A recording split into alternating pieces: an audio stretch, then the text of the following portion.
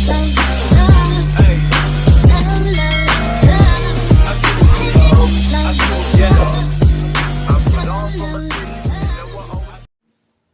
दोस्तों, स्वागत है एक बार फिर आपके अपने चैनल में बत्रा मैकेनिकल क्लब में। आज हम लोग जानेंगे career growth in mechanical engineering कि अगर आप जैसे अपना डिप्लोमा या बीटेक जो होती है मैकेनिकल के अंदर कंप्लीट कर लेते हैं तो आगे आपके पास इंडस्ट्री में जाने के लिए क्या क्या स्कोप होते हैं। वैसे तो मैकेनिकल के बाद आप लोग गवर्नमेंट जॉब में भी जा सकते हैं। अगर आप गवर्नमेंट में नहीं जाना चाहते और प्राइवेट में जाना चाहते हैं तो प्राइवेट में आपके लिए क्या क्या स्कोप रहते हैं और आपको कौन सी लाइन चूज करनी चाहिए, कौन सी नहीं करनी चाहिए, किस लाइन के अंदर ज्यादा ग्रोथ रहेगी, किस लाइन में ज्यादा डिस्टरबेंस रहेगी, किस लाइन के अंदर ज्यादा हार्ड वर्क रहेगा, किसके अंदर ज्यादा कंफर्टेबल वर्क रहेगा। ये सारी बातें आपको इंडस्ट्री ज्वाइन करने से पहले पता होनी जरूरी होती है। और सबसे मेन बात कि आपका इंटरेस्ट किस फील्ड के अंदर है। जिस फील्ड के अंदर आपका इंटरेस्ट होएगा उसी में आपको आगे जाके बहुत ज्यादा बेनिफिट होएगा, तो आप अपनी लाइन को उस हिसाब से चूज कीजिए। वैसे जब आप इंडस्ट्री के अंदर जाते हैं तो बहुत सारे डिपार्टमेंट्स इंडस्ट्री के अंदर भी होते हैं। जैसे आप लोगों ने अपनी स्ट्रीम चूज करी मैकेनिकल, उस टाइम पे आपके पास बहुत सारे ऑप्शंस होते हैं। आपने इलेक्ट्रिकल लाइन में लेना है, सिविल लाइन में लेना है, इलेक्ट्रॉनिक्स में, कंप्यूटर्स में या मैकेनिकल में। एज इट इज जब आप इंडस्ट्री के अंदर जाते हैं इस कोर्स को कंप्लीट करने के बाद, उसके बाद भी आपके पास ऑप्शंस होते हैं अलग अलग टाइप के, आपको उनके अंदर से चूज करना होता है।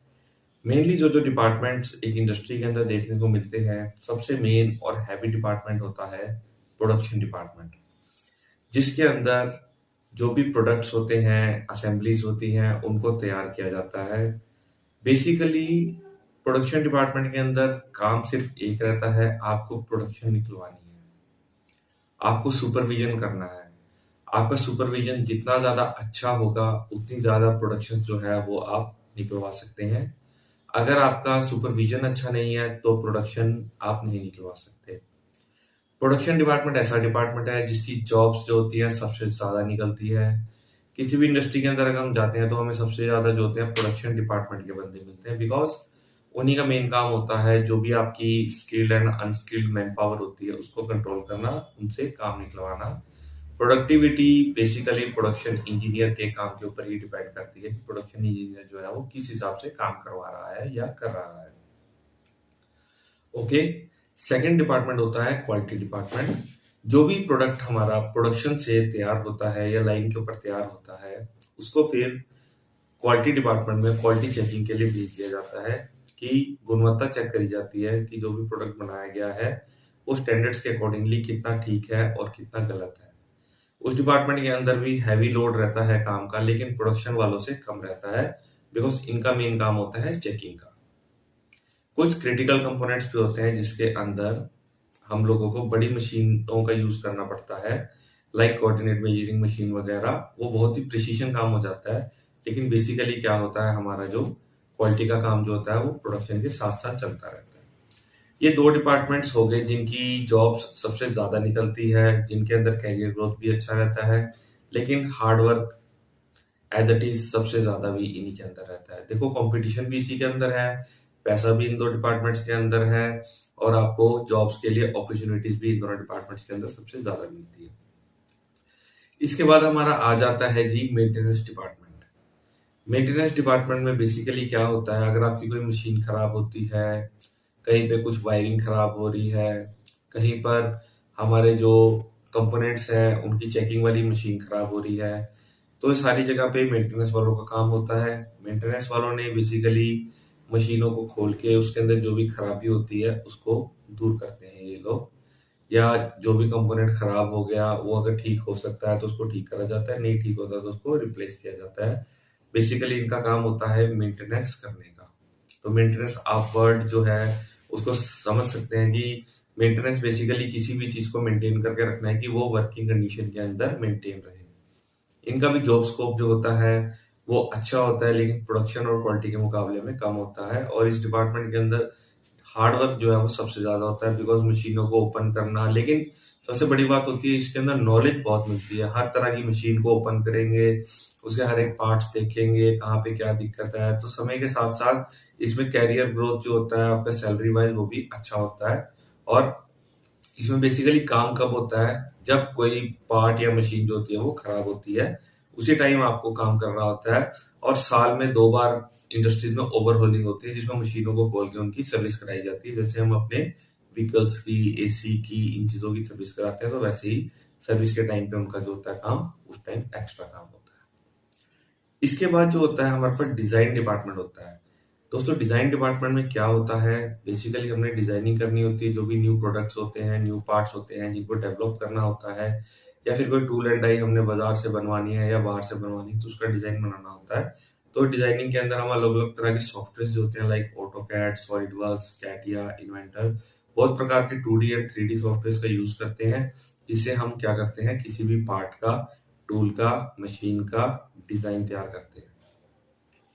दोस्तों अगर हमने किसी चीज का एरिया निकालना है, कोई इरेगुलर शेप है उसका एरिया निकालना है, उसका वेट निकालना है, मास निकालना है, तो ये सारा काम जो होता है हम डिजाइन डिपार्टमेंट से ही करवाते हैं।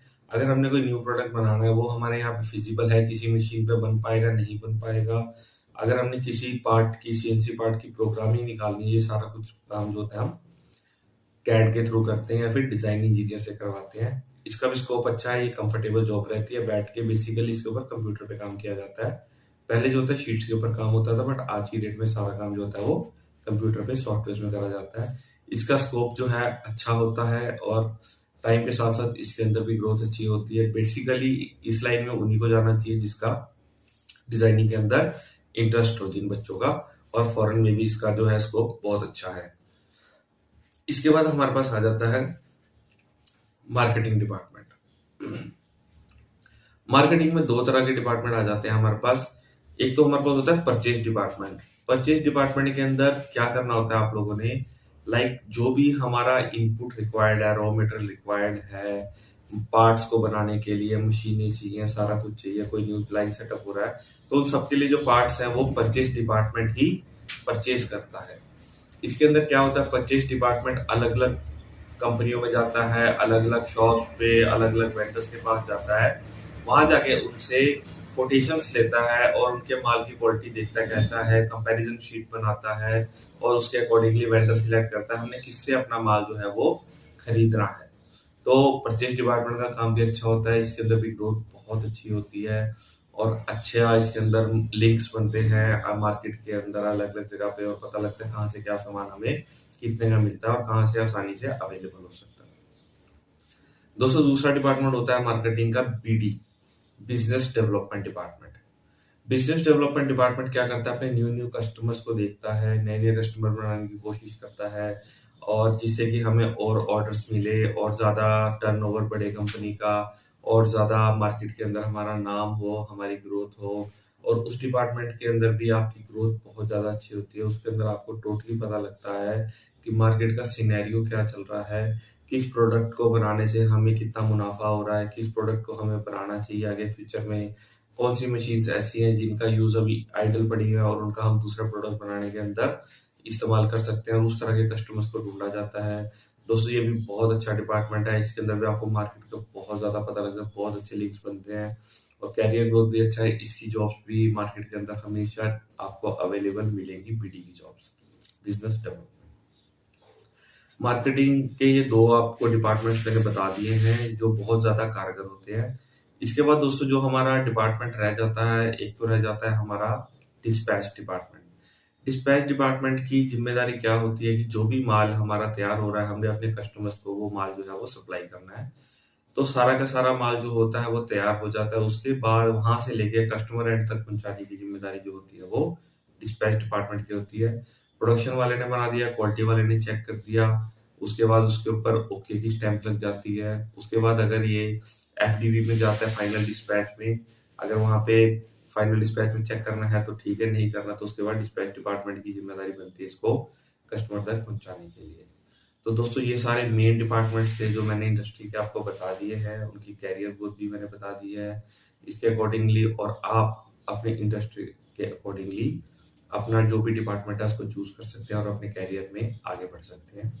फ्रेंड्स एक सेकंड बात और बताना चाहूंगा, ये मैकेनिकल इंडस्ट्रीज की मैंने आपको चीजें बता दी, इसके बाद प्रोडक्शन में भी आपने कहाँ जाना है, वो भी आपके ऊपर डिपेंड करता है। प्रोडक्शन की भी बहुत सारी लाइन्स आगे टाइप ऑफ प्रोडक्ट के अकॉर्डिंगली डिपेंड करती है। लाइक आप शीट मेटल इंडस्ट्री में जाना चाहते हैं, आप वेल्डिंग लाइन में जाना चाहते हैं, आप बेंडिंग पाइप बेंडिंग लाइन में जाना चाहते हैं, आप मोल्डिंग लाइन में जाना चाहते हैं, आप फाउंड्री लाइन के अंदर जाना चाहते हैं, आप मशीनिंग लाइन के अंदर जाना चाहते हैं, आप टूल रूम में जाना चाहते हैं, आप पेंट सेक्शन में जाना चाहते हैं, तो आगे भी बहुत सारी आपके पास वास्ट फील्ड है। और आपने जिस फील्ड को स्टार्टिंग में चूज कर लिया, आपका नाम, आपका रिज्यूमे उसी लाइन के अकॉर्डिंगली चलेगा, that you are belong to, you belongs to welding line, or you belongs to painting line, or you belongs to CNC section, or you belongs to tool room.